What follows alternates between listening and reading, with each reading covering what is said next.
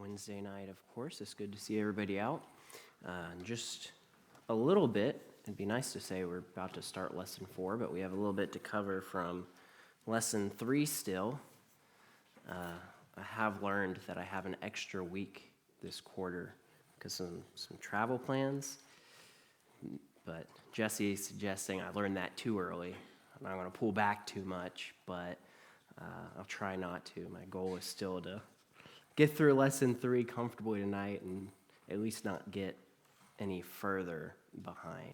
So as we pick back up in Lesson 3, I was thinking about last week and the first few questions that we went over, and there were maybe some areas where we kind of got into the weeds a little earlier than I was maybe expecting. So I put together a little summary slide/diagram. I thought it might be good to cover just as we get ready for these next half of the questions about. So we considered 5 questions, and I know that's real small in the corner, and each of the questions looked at a different passage, and that's these 5 passages. You have them in the book as well if you need an easier place to read them. And as we looked through those 5 passages, I would say we noticed several events, and some of them occurred in multiple passages. You might not have seen them in each passage, but if we were to look at these as a whole and consider the picture that we get, we might see that there's events like death. If one was trying to think about what happens after death, well, you start with death, and then sometime later, we have Jesus' second coming, Jesus descending from heaven. After that, we might have the resurrection of men, right? So Jesus descends with a shout. It's his voice that the dead hear, and then they come out of the tombs. We see that in John 5. After the resurrection, we might see the final judgment, this determining of where people are going to go based on the things they did in their life. And then after that, based on that determination, one is going to expect to either go to heaven or to hell. And something we noticed last week is that these 3 middle events, the second coming, the resurrection, and the final judgment, are closely tied together. Some passages might make only reference to one of those things, right? So Hebrews 9:27 says death and then the judgment. But that doesn't mean there's nothing between. Of course, Jesus comes second time, and the resurrection perhaps before that judgment. But I've taken the liberty of just calling that the last day. And we see that expression used over in the Gospel of John. I'll read a couple passages.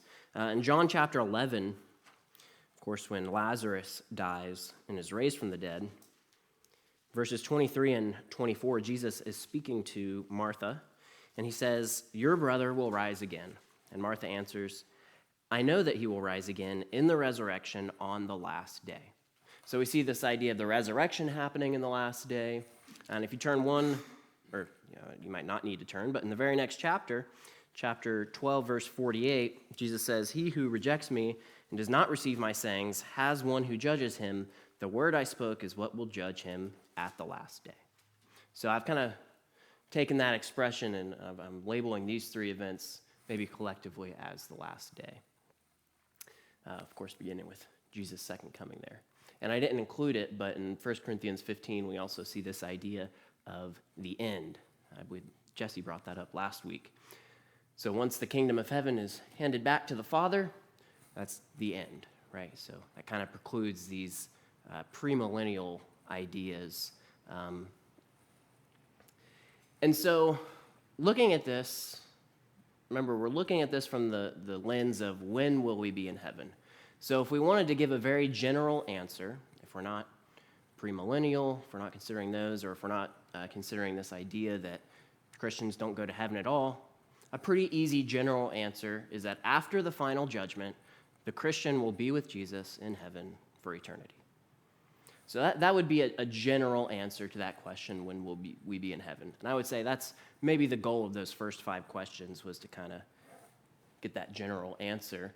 But of course, there's this question here of what happens between death and the last day. And so I'd say the latter half of the questions primarily deal with that question of, what happens after death and before Jesus' second coming. And there are some passages in the Bible, things that Jesus said or things that were said about Jesus in his death and resurrection that might give us some details and an idea of what's going on between death and the last day. So we'll look at those and, maybe we can draw some ideas and we'll have a few questions. But before we get to that, any thoughts or comments on this kind of diagram? This diagram isn't meant to put everything that's going on, it's just kind of a general, easy diagram. But any thoughts, Jesse? Sometimes it's called eschatology, which is a fancy word for last things, and that kind of fits in the idea of the last day. What are the last things that are going to happen on the last day? I guess the only thing we would plug in there, maybe with Jesus' second coming, is the passage we, I think, alluded to last week, 2 Peter 3, with when Jesus comes again will be the destruction of sort of the present edges of earth. Yeah. So, and we've talked about that in previous weeks as well, but we could plug in, destruction of the earth, everything burning in fire. There's a few places we could look to that as well. So you can, if you're drawing it out, you can include it, of course, if you want as well. But if nothing else, I'd like to go ahead and move to question 6. And I've grouped a couple of these on the same slide after question 6, so maybe that'll keep us moving a little. But as we start to consider what happens between death and the last day, we might look at a parable that Jesus gave over in Luke chapter 16, I think. The rich man and Lazarus, not the same Lazarus that I was alluding to from John chapter 11. But in this parable, we get some details. And this question asks, in Luke 16, verses 19 to 31, where did Lazarus go after death, and what was his condition there? And then also, where did the rich man go after death, and what was his condition? Ms. Shirley. Well, he was in Abraham's bosom, it said, and he was comforted. And the rich man died, and he was in torment. Mm-hmm. So we see, of course, Lazarus in Abraham's bosom. It doesn't say heaven, and, perhaps there's some things here that indicate, maybe it's not heaven. Of course, we're considering a parable here. But what are some other details that might indicate that this isn't heaven? There was communication between both sides as far as comfort and torment, and that will not be the case Mm-hmm. if you're in heaven or hell. Yeah, there's an eternal separation that we've read about up to this point. So that seems a little different. Now, of course, this is a parable, but that's perhaps a significant detail. Another detail, while communication goes between these two sides, this Abraham's bosom and torment, what doesn't go across? No one. You Yeah. can't cross. Yeah, so souls aren't going across. Abraham tells him that besides all this, between us and you, as he's speaking to the rich man, there is a great chasm fixed, so that those who wish to come over from here to you will not be able, and that none may cross over from there to us. So I thought I'd bring that up. That kind of reinforces what we maybe discussed from Hebrews 9, verse 27, right? After you die, it's the judgment. You've kind of lost that opportunity to prepare for that last day.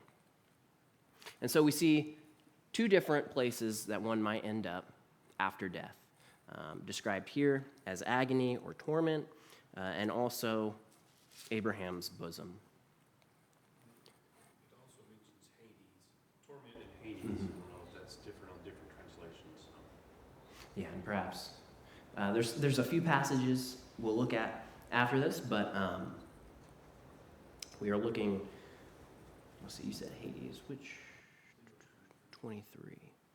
Yes, so we know that at the very least, the rich man is in Hades at this point. Ken. I'm a little curious about the fact that the rich man is found to be in flames.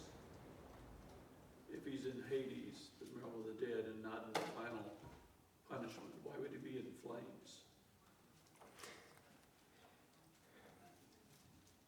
So I just from my thought process perspective here, if I don't see the final judgment and the lake of fire being described as flames as precluding another place from being described as a place of flames. I think that really is expressing just that it's still a place of torment and agony. You know, even if we're not looking at the same degree as the final judgment, you know, and whatever that means as a soul, a spirit, it still definitely appears to be an unpleasant place to be. So as a parable, you know, a place of flames, you know, it could still make sense there, I would say. Any other thoughts on that? I don't know if that was entirely clear. I think we just need to acknowledge the difficulty of that. Jesus is teaching a lesson here, and I think you kind of look down toward the end of the parable or lesson to see that the message is about the finality of the place you arrive. There's nothing he can do for his brothers. They should listen to Moses and the prophets, which should lead them to Jesus. And so sometimes we get a little technical and try to construct a physical world out of something that he's describing that's actually spiritual. Like, does any of us think that if you had the right rock climbing gear, you could get down to the bottom of that chasm and back up the other side? No, these are in some sense metaphors. There's no way across. You can't get from here to there. So, yeah, Jesus is describing the spiritual realm here. We need to take that into account. Yeah, like we consider with the book of Revelation, when we're talking about spiritual things, these are beyond our perceptions and senses to understand. So when these are described, there's going to be analogizing, symbolizing, so that we can properly have some understanding of it. But of course, like was mentioned there is a ultimate goal to this parable, and while we might glean some things from details, that isn't Jesus' ultimate message here, for sure. Mark 9, it gives a warning about hell, and it's using, if your hand, you know, causes you to sin, cut it off. Better to go in the fire than to, you know, with one hand and not. So it's kind of giving a contrast with the two. Yeah, and so as we look at some places that describe, you know, hell or torment in Hades here, you know, fire is just this general idea of suffering that's going on. I wouldn't necessarily conclude that means they're the same place. But like what was observed there, at the very least, we know that the side where the torment is happening is described as Hades. Again, logically, that doesn't preclude the other side from being described as Hades as well, but we don't necessarily see that here. But maybe in the next couple questions, we'll get an indication of that. Jesse? I'm trying to bite my tongue, but because it's Acts 2, I'll try not to get ahead of you, but it's hard not to talk about it because, I mean, Hades is the realm of the unseen, the place of departed spirits. So everyone who's died, their soul or spirit goes to this place. And if this is hell, then Jesus went to hell. And we know he didn't go to hell because he went to Hades, but a different part of Hades. Yeah. So, of course, in the Jewish belief, there's a realm of the dead. We have it translated as Hades. I will say, I think in some old translations, it does translate it as hell, but that is just simply because of how the word usage has changed. So don't get too caught up in, if in some places, maybe the original King James uses hell where it's more like Hades. You know, that's a few hundred years old at this point. Okay. So a couple other passages we might turn to get some detail. Luke 23:43. As Jesus is on the cross, he's speaking to one of the thieves, and this question says, where did Jesus say that he and the thief would be on the day they died? Paradise, yeah. So pretty straightforward answer. And so I've got maybe the next 3 questions on this one slide. So Jesus says he'll be in paradise. That's one detail. From John 20, verse 17, how do we know that Jesus did not go to heaven between his death and resurrection? Ms. Lena? Because he says, I have not yet ascended to the Father. Yeah, so Jesus simply says so.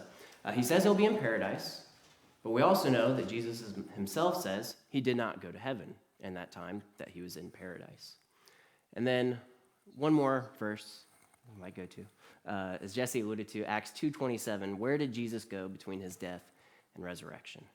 So like was mentioned, he went to Hades, but his soul was not abandoned there.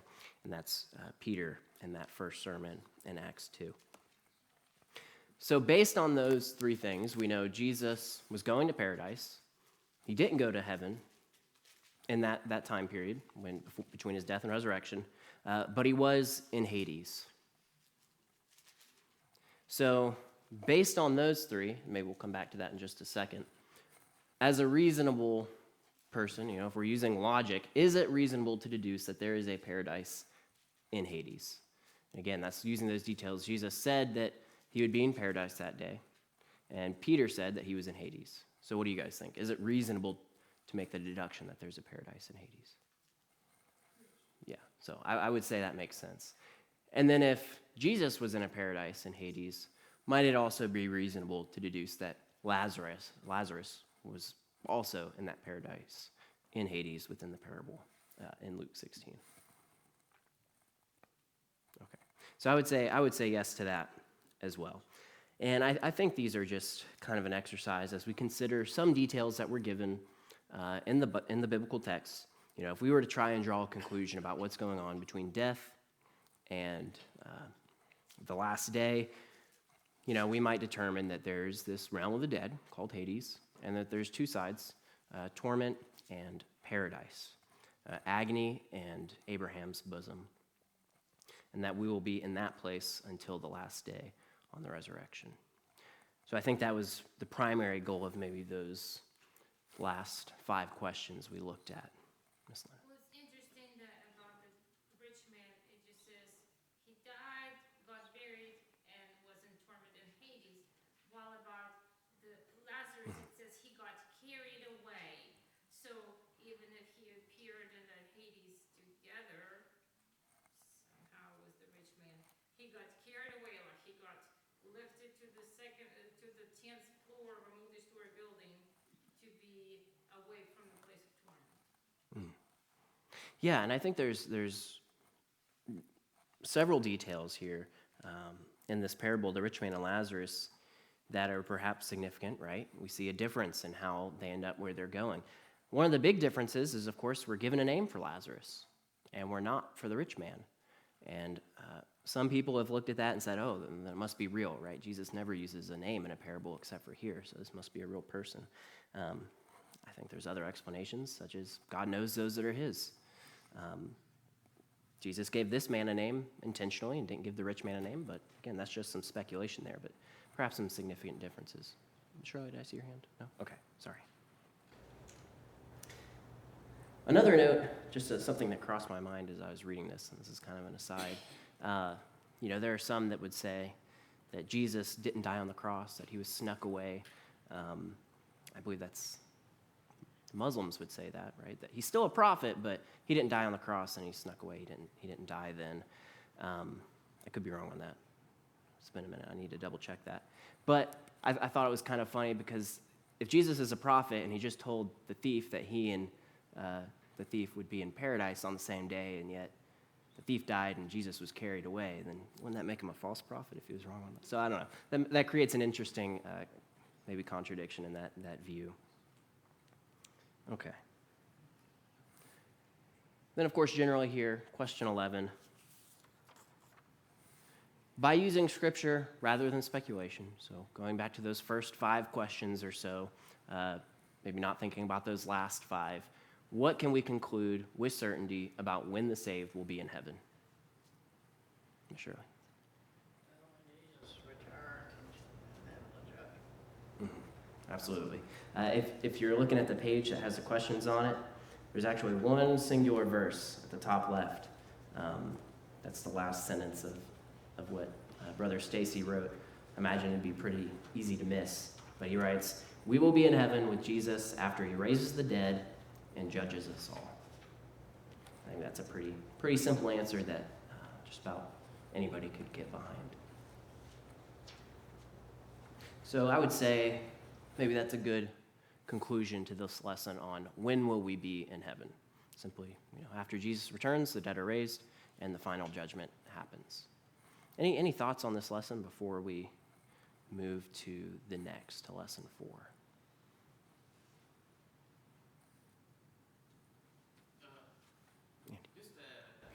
Just a common everyday thing you might think about. If we go out here someplace and let's say we steal something and someone sees us do that, we get caught. We're going to go to jail, okay? And so we're in jail, but we still haven't been to court. We haven't been arraigned. We haven't been given our final. Well, you're gonna be going to prison. You're gonna be this, whatever it is, So that's kind of a similar thing to what may be taking place. Is that we have those that are. When we die, our fate is sealed. Our destiny has been sealed. So in the story of the rich man and Lazarus, most certainly the way they lived their lives while they were here on earth is going to indicate pretty much where they're going to be. Much like when we go to the final trial, if you were to have committed a crime. And so when you get that final sentence, then you know exactly where you're going to be for all eternity. I really like that analogy. Consistent with this idea of a courtroom and a judgment. I'm definitely going to use that in the future. Yeah, Clarissa. I could be wrong. Don't the Catholics pray over their dead to pray them into heaven or whatever? Is that So They So think I'll- that you can pray somebody out of purgatory. out of Yes. purgatory? So this obviously is not consistent with that ideology that is, I'm sure, held very for those that are probably really devout Catholics that are going through all of that effort for a lost loved one. So there's a lot of confusion and misunderstanding. And that's probably something that was given as a comfort mechanism to, we can recover this soul, through your piety or whatever. So obviously that's not what we find in this scripture. Yeah, so I believe that Catholics' understanding of purgatory is that only souls that are going to go to heaven eventually enter into purgatory, and they have a set amount of time that they have to suffer in purgatory to be cleansed of their sins before they can enter heaven, and that by prayers of the living, that time can be reduced. I think that's an accurate summary of what the Catholics might believe. But of course, we don't see any indication of that needing for the purification of this soul. We don't see Lazarus going through a purgatory. We don't see any other scriptures that indicate it. And maybe based on that belief, the prayers would seem like a comfort, but this idea it's actually worse than the reality of it, where this purgatory isn't necessary at all, that Jesus' blood does cleanse. We don't see any indication of that. I might be wrong, but I think it's the opposite. Lazarus would, again, this is just all speculation, Lazarus would go directly to heaven. It's the rich man that would go to purgatory. And if his 5 brothers would pray for him or be baptized for him, like the Mormon people have baptism for the dead, right? Then he would succeed going to heaven. That's just, again, the theories of man. Yeah, and Mormons have a view where you can actually be baptized for a dead person and save them. And I'm sure there's a large variety of views if you go to different, religions. religions. I can't have a better word for it. And you see the wisdom of God in that. You think of the story of David when his child dies and how he mourns and weeps while the child is alive. But once the child is dead, he knows his fate is sealed. And there's a comfort that comes where he washes his face and he goes and eats because he knows all he can now do is be concerned about where does he go. Is he going to serve God so that he can be with his son again?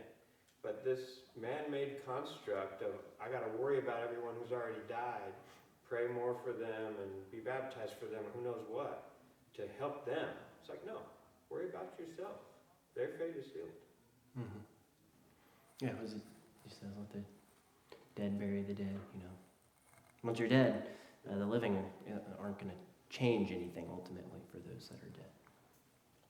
Or really, change much at all, I guess. And of course, if we think about Andy's analogy of this idea of you're brought in, you're arrested, but you haven't been tried yet. Human courts, maybe there is a question, did this person actually commit the crime? Maybe they were found to be innocent. But if God is an all-knowing God, is there a chance of that? I don't think God's going to make a mistake in arresting somebody, but I do like that analogy. Any other thoughts on this before we jump to lesson 4? So just a reminder, there's all kinds of details we can consider, but if we're thinking about the question, when we will be in heaven, easy answer might be after judgment. I forgot that there are these objections. Maybe we'll just touch on them very briefly. So objection number 1, and I've summarized them from the book as these questions, doesn't Paul describe the third heaven as paradise in 2 Corinthians 12, verses 1 to 4? So if we just determine that there's this paradise in Hades, well, Paul describes the third heaven as a paradise. Isn't that a problem? If I was to give a quick answer, I would say from right here I can see, I might say Jason's got a purple button up on and Jesse's got a purple button up on. Does that mean they're the same person? Not really.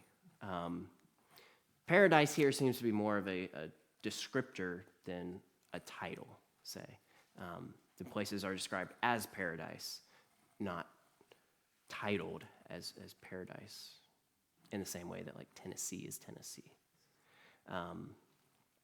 There's another phrase that causes a lot of confusion in the world, and this is the idea of the morning star, Lucifer. That's how it's translated in the Latin Vulgate. Over in Isaiah chapter 14, verse 12, we see King Nebuchadnezzar described as the star of morning. And at the end of the book of Revelation, chapter 22, verse 16, Jesus describes himself as the bright morning star. So is there a problem now that Nebuchadnezzar and Jesus both get this descriptor of morning star? Not really. That doesn't really cause a contradiction. It's just a title or description of someone in a position of power. So I don't see there being a problem with both places being called as paradise. And in fact, other places are called as paradise as well. Any thoughts on that before we look at the next one?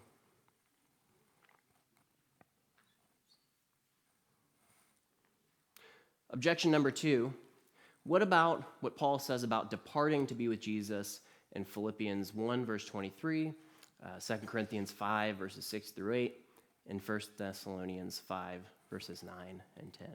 Anyone want to take a stab at that?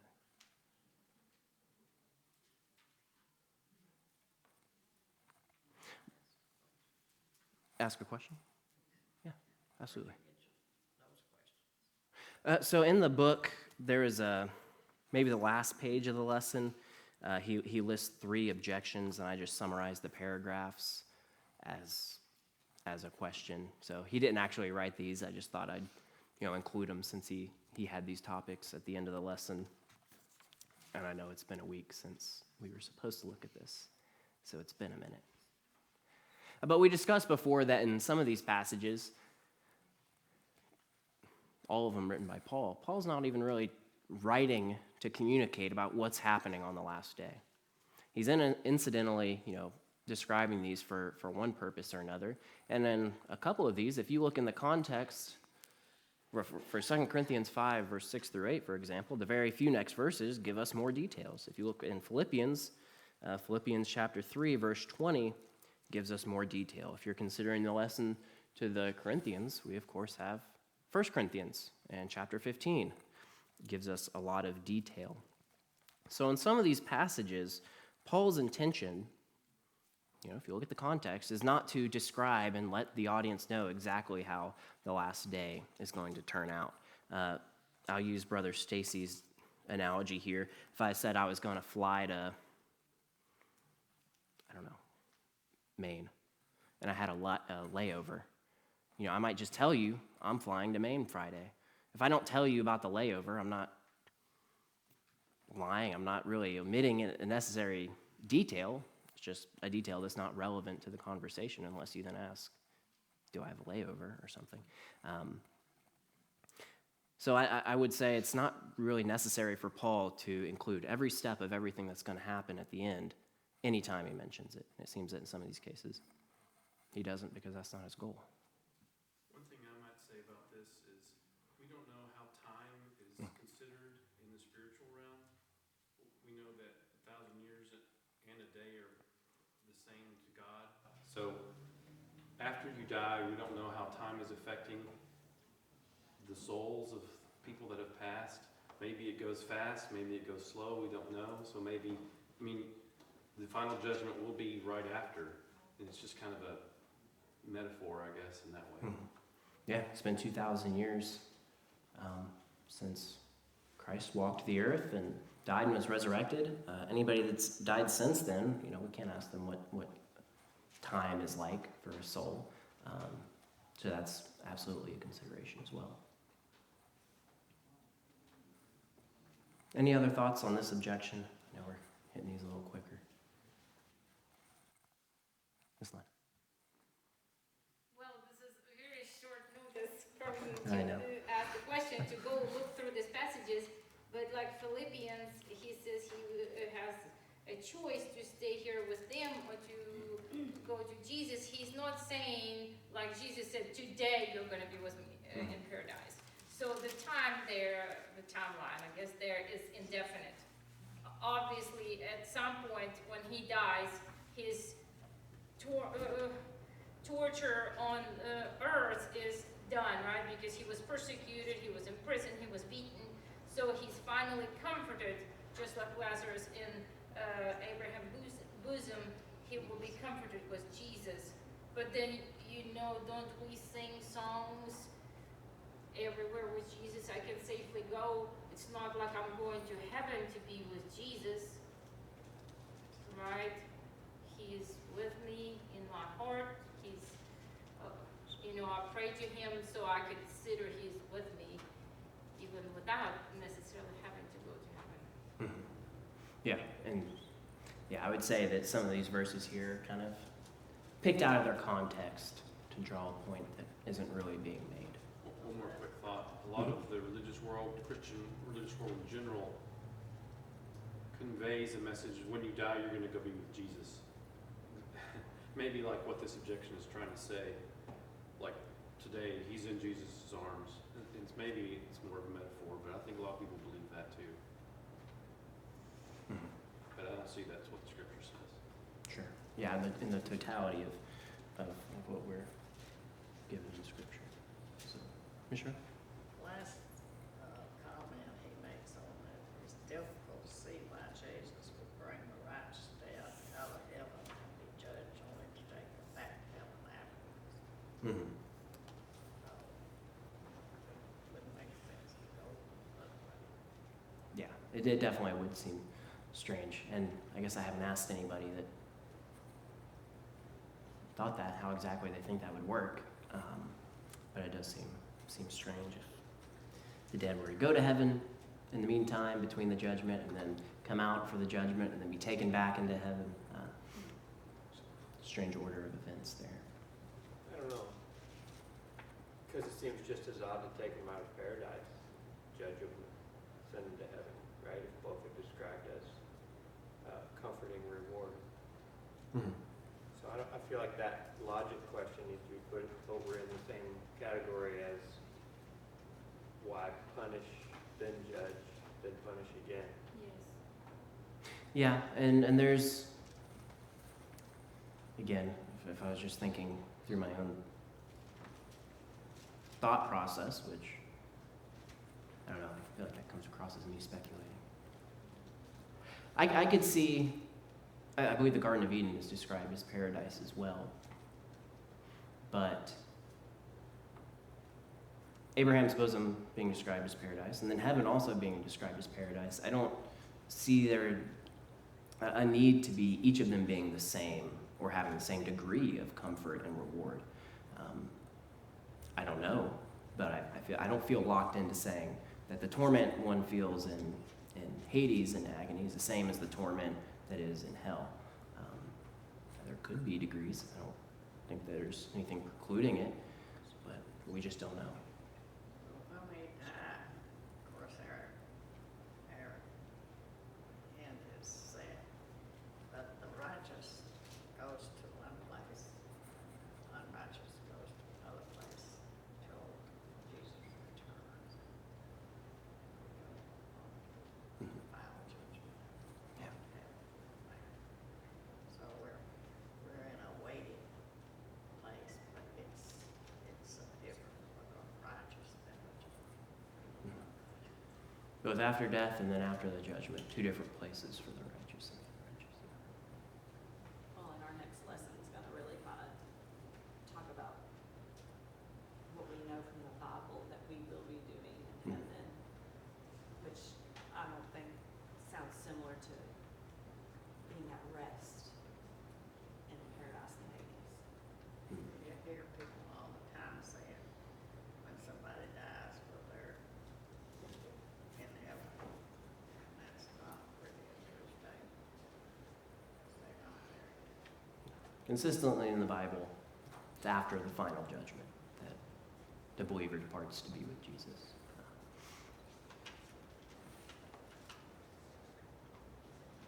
Pulling it back to these passages in particular, I don't see any one of these verses as something indicating that right after death, the believer goes to heaven directly. I don't see a need for that conclusion to be drawn, at the very least. But again, we're kind of jumping into just some different thoughts here. That final conclusion we talked about earlier is still the most important, that after the judgment, you're going to be in one of two places, either heaven or hell. So that's something we ought to be concerned about.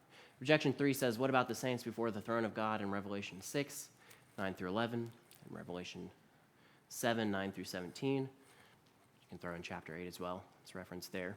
But these were pulled from the lesson. And I don't want to necessarily provide my own answer because I have some thoughts based on the details that John provides and the symbolism he's using that, I could speculate and draw a certain conclusion. I don't want to do that in this setting, but I'd be happy to talk about it in another setting. But anybody else have any thoughts on objection 3 here concerning the book of Revelation?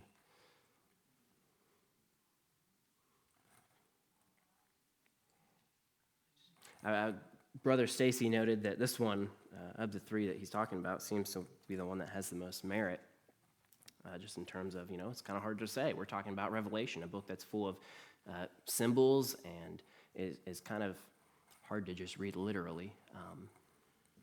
So unless someone's got a complete and full answer of everything that's going on in Revelation, you kind of got to use some other passages to draw some conclusions as well.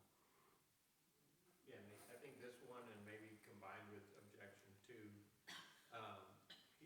he also described that maybe when he was telling the parable of the rich man and Lazarus, that was kind of before the new paradigm of after he's now risen from the dead. And I don't know, it seems possible just because he uses Abraham's bosom. He wouldn't be teaching a crowd who just sees him as a earthly man, doesn't yet know that he's Christ, the Son of God. And so he describes paradise as Abraham's bosom. Obviously, Father Abraham, the righteous, the one that all Jews would agree is there waiting for us on the good side. Father of faith. You're right, Father of faith. And so then you see Paul transition to language like, I'm going to be with Jesus. Do we believe, well, that we spend this time with Abraham first before we get to see Jesus? I don't know. And, that maybe somewhat related to what Miss Lana commented earlier, what does it mean to be with Jesus? I mean, I would say that the believer is with Jesus now as well, that Jesus is with the believer, in a sense, certainly. So, again, these last maybe few points and several of the questions are kind of a logical deduction rather than God told us it's going to be this way. And so we might have an idea, but there are things that none of us can know for sure, until we've experienced it, that we've been in it. So again, this is actually lesson 4, but it's 7:43, so I don't know, I guess I am just a lesson behind now. We got time. One question. I don't know, it's kind of a big question. We can talk about it. We can just put it out there as a thought, and then we'll probably pick up with it next week as well. But of course, lesson 4, what will we do in heaven? We just wrapped up, when will we be in heaven? So what will we do in heaven? I don't even know if I want to jump straight into question. I've heard this country song, and if I had to guess what it's called, I would say it's called Country in the Clouds, just based on the lyrics. But there's this idea that's sung about, it says that the good old boy in me just hopes there's country in the clouds. And a lot of people have this idea that when I go to heaven, I'm going to be doing the things that I like to do here on this earth in heaven. We're going to have country music up in the clouds, just like we have and enjoy country music down here on earth. I think we talked about that a little bit. Sunday night, we're going to have a new song in heaven. We might even say new and improved. I don't know that we should hope for something like country that we have here on this earth. So much that I know a lot of people hope that it isn't country, probably. But we hope for something better. So to limit ourselves, kind of what Stacy's talking about here too, heaven is just going to be me doing what I like to do now. That's a very limited and narrow view, and we'll talk more about it next week. Sorry we're so far behind, guys. I appreciate your presence and participation, though.